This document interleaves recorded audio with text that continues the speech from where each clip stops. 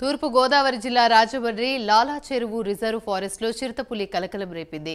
చిరుతపులి కదలికలు సీసీ కెమెరాల్లో రికార్డయ్యాయి.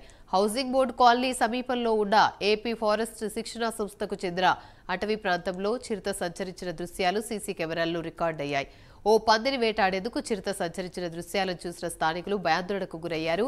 నిన్న జాతీయ రహదారిపై ఓ జంతువును నోట కరుచుకొని చిరుత రోడ్డు మధ్యలో నుంచి వెళ్లినట్లు స్థానికులు గుర్తించారు.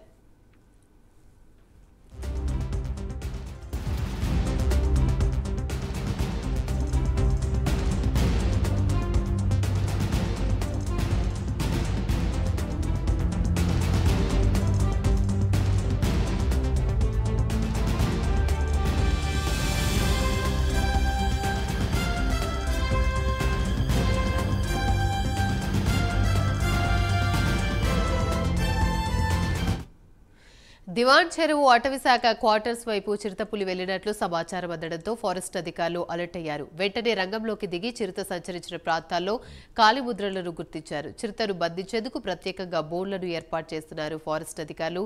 ఇదే అంశానికి సంబంధించి మరిన్ని వివరాలు మా ప్రతినిధి శ్రీరామూర్తి అందిస్తారు. శ్రీరామూర్తి, చెప్పండి.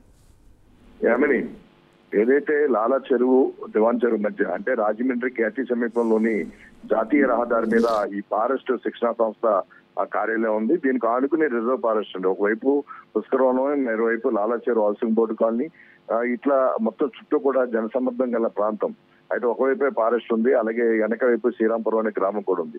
ఈ మధ్యలో ఉన్న ఫారెస్ట్ లో చిరుత సంచారం అయితే ఇప్పుడు కలకలం రేపుతుంది. ఇక్కడ జనం అయితే ఆందోళన చెందుతున్న పరిస్థితి ఉంది.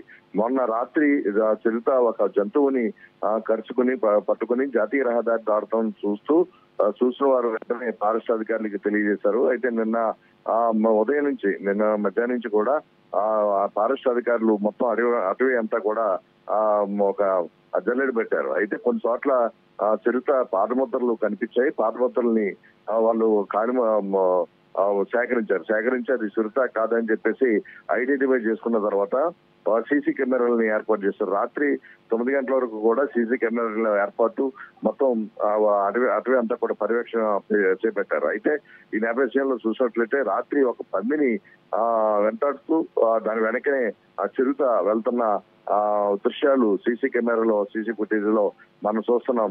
ఆ సీసీ ఫుటేజ్ లో రికార్డ్ అయింది.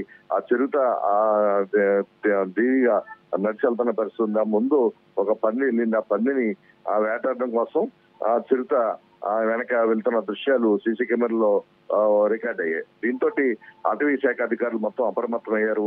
ఆ చుట్టూ కూడా ఈ అటవీ ప్రాంతంలోనే అంటే ఇక్కడే అప్పుడు మనం చూస్తున్న లైటింగ్ ఉన్న ప్రాంతంలోనే అటవీ శాఖకు సంబంధించిన శిక్షణ సంస్థ కార్యాలయాలు ఉన్నాయి. ఇక్కడ క్వార్టర్స్ కూడా ఉన్నాయి. ఆ పక్కనే కాలనీ ఉంది, ఎదురుగుండనే హౌసింగ్ బోర్డు కాలనీ ఉంది. ఆ పక్కన పుష్కరవనానికి జనం పెద్ద ఎత్తున వస్తుంటారు. మధ్యలో జాతీయ రహదారి వెళ్తుంది. ఈ నేపథ్యంలో ఇక్కడ ప్రజలందరూ అప్రమత్తంగా ఉండాలి. చిరుత జాడ తెలిసింది. దీన్ని పట్టుకోవడానికి బోన్లు కానీ ఈ రోజు ఎరవేసే కార్యక్రమాలు చేపట్టనున్నారు. అయితే ఈలోగా ఎవరికైనా ఏదైనా ప్రమాదం సంభవించే పరిస్థితి కూడా ఉంటుంది కాబట్టి ప్రజలందరూ కూడా చాలా అప్రమత్తంగా ఉండాలి.